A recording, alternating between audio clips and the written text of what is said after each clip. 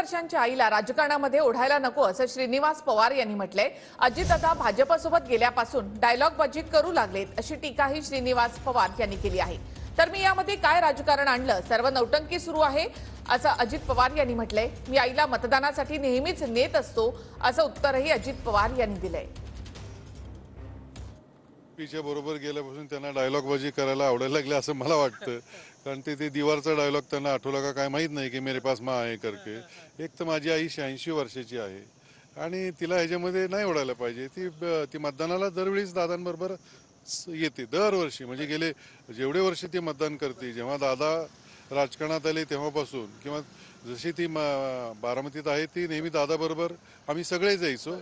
यावेळेस मला थोडा उशीर झाला, त्याच्यामुळं त्याच्यामध्ये मला काही गैर वाटत नाही। तिचा मुलगा आहे तो।